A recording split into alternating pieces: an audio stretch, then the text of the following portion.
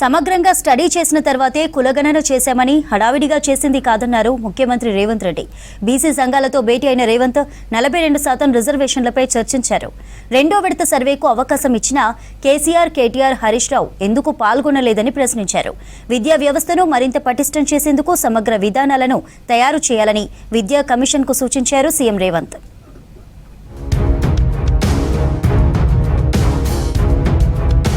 భవిష్యత్తులో చట్టపరమైన ఇబ్బందులు రాకుండా పక్కాగా కులగణన చేపట్టామన్నారు సీఎం రేవంత్ రెడ్డి. ఇందులో ఎక్కడ తప్పుందో చెప్పకుండా కేసీఆర్, కేటీఆర్, హరీష్ రావు, బండి సంజయ్, కిషన్ రెడ్డి విమర్శలు చేయడం సరికాదన్నారు. బీసీలకు ఫలాలు దక్కొద్దని బీఆర్ఎస్, బీజేపీ నేతలు కులగణనపై కుట్ర పన్నుతున్నారని ఫైర్ అయ్యారు సీఎం. ఎవరు అడ్డుపడినా బీసీల రిజర్వేషన్లు 42% పెంచేందుకు అసెంబ్లీలో తీర్మానం చేసి కేంద్రానికి పంపిస్తామని చెప్పారు. రెండో విడత సర్వేకు అవకాశం ఇచ్చినా కేసీఆర్, కేటీఆర్, హరీష్ రావు ఎందుకు పాల్గొనలేదని ప్రశ్నించారు రేవంత్. ఇవాళ ఏ బ్లాక్ లో ఎక్కడ తప్పు జరిగిందో వాళ్ళని చెప్పమని మనం ఆ బెండలు తీసి ఓపెన్ చేసి పోదాం ఆ ఊర్లో, ఆ బ్లాక్ లో పోయి మళ్ళీ క్రాస్ చెక్ చేయడానికి మనకు రెడీగా ఉంది. ఇంత పారదర్శకంగా మనం చేస్తున్నా చంద్రశేఖరరావు గారు, హరీష్ రావు గారు, తారక రామారావు గారు ఇప్పటి వరకు నమోదు చేయించుకోలే. ఎందుకు వీళ్ళు నమోదు చేయించుకుంటలేరు? ఏంది కారణం? 50% పైన ఉన్న మీ లెక్క తెలుస్తుంది, 60% ఉన్న వాళ్ళ లెక్క తెలిస్తే మీరు పొద్దుగాల మీరు అడుగుతారు కదా. ఎట్టి పరిస్థితుల్లో ఈ లెక్క అనేది ముద్ర కాకూడదు, జరగకూడదు అంటే ఈ లెక్కనే తప్పుడు లెక్క అని చెప్పి మన మీద బురద అంతే, ఇక వీళ్ళు వెనక్కి పోతారు. సమగ్రంగా స్టడీ చేసిన తర్వాతే కులగణన చేశామని హడావిడిగా చేసింది కాదన్నారు ముఖ్యమంత్రి రేవంత్ రెడ్డి. బీసీ సంఘాలతో భేటీ అయిన రేవంత్ 42% రిజర్వేషన్లపై చర్చించారు. కులగణన చేయొద్దని తనపై చాలా మంది తెరవెనుక ఒత్తిడి తెచ్చారని, నాయకుడు ఇచ్చిన మాట ప్రకారం కులగణన చేశామన్నారు రేవంత్ రెడ్డి. కేసీఆర్ చేసిన సర్వే అధికారికం కాదని, కేసీఆర్ లెక్కల ప్రకారం బీసీలు 51% ఉంటే తమ సర్వే ప్రకారం 56% ఉన్నారని తెలిపారు.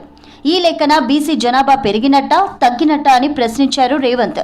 బీసీ లెక్కలు తప్పు అని చెప్తున్న వాళ్ళు ఎక్కడ తప్పుందో చెప్పాలని డిమాండ్ చేశారు. నాకు తెలుసు, నాకు ఎన్నో తుళ్ళునే మీకు కనిపించకపోవచ్చు, కనిపించకుండా నా మీద జరుగుతున్న ఒత్తిడి ఇది ఎట్లో గట్ల వాయిదా పెట్టు అని. గతంలో చంద్రశేఖరరావు ఇచ్చిన లెక్క ప్రకారం 51% బీసీలు చంద్రశేఖరరావు ఇచ్చిన లెక్క.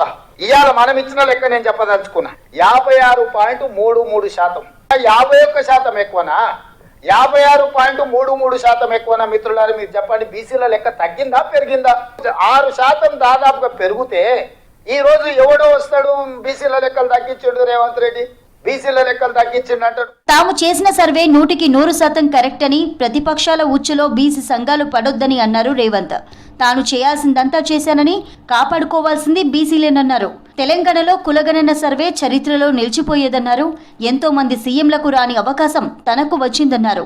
తప్పంటున్న వాళ్ళు దేశవ్యాప్తంగా జనగణనలో భాగంగా కులగణన చేయాలని డిమాండ్ చేశారు సీఎం రేవంత్. అంటే చరిత్రలో నిలిచిపోయే ఒక గొప్ప చారిత్రాత్మక సాహసోపేతమైన నిర్ణయము.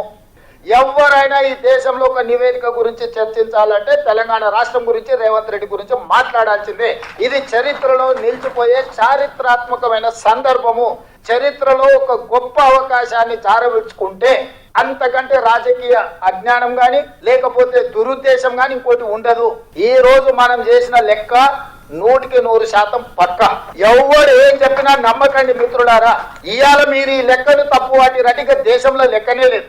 కులగణనపై బీఆర్ఎస్ తప్పుడు ప్రచారం చేస్తుందన్నారు డిప్యూటీ సీఎం బట్టి విక్రమార్క. దేశవ్యాప్తంగా కులగణన చేస్తే బీసీలకు మరింత న్యాయం జరుగుతుందన్నారు. బీసీ సర్వే చేసిన కొన్ని రాష్ట్రాలు ఇబ్బంది పడుతున్నాయన్నారు.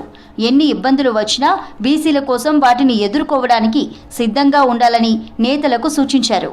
సర్వే వల్ల జరిగే ప్రయోజనాలను ప్రజలకు వివరించాలన్నారు బట్టి విక్రమార్క. రెండు రాజకీయ పార్టీలు కాంగ్రెస్ పార్టీ ద్వారా ఈ సామాజిక న్యాయం చేయడం కోసం చేసినటువంటి కార్యక్రమాన్ని జరగకుండా ఉండాలని, మరి ముఖ్యంగా ఓబీసీలకి న్యాయం జరగకుండా ఉండాలని కుట్రతో వాళ్ళు చేస్తున్నటువంటి కార్యక్రమం. కాబట్టి ఈ రాష్ట్రంలో ఉన్నటువంటి సమస్త బీసీ సమూహాలన్నీ కూడా అర్థం చేసుకొని ఇది మన కోసం మన నాయకులు, మన ప్రభుత్వం, మన పార్టీ చేసి మనకు అందించింది.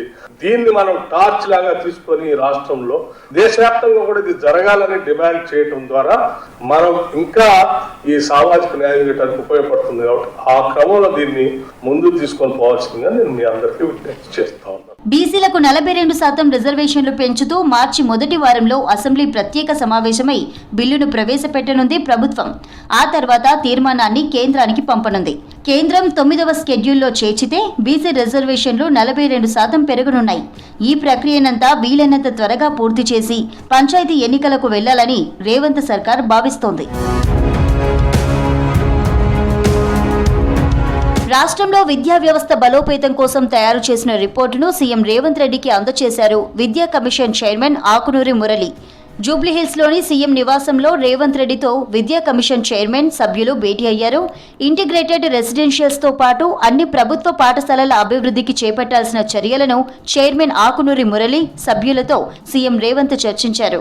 నియోజకవర్గాల్లో విద్యా వ్యవస్థను మరింత పటిష్టం చేసేందుకు సమగ్ర విధానాలను తయారు చేయాలని కమిషన్కు సూచించారు సీఎం. గవర్నమెంట్ స్కూళ్లలో మిడ్ డే మీల్స్ పెండింగ్ బిల్లులు, నిర్వహణ సమస్యలను సీఎం దృష్టికి తీసుకువెళ్లారు కమిషన్ సభ్యులు. భేటీలో సీఎం సలహాదారు వేం నరేందర్ రెడ్డి పాల్గొన్నారు.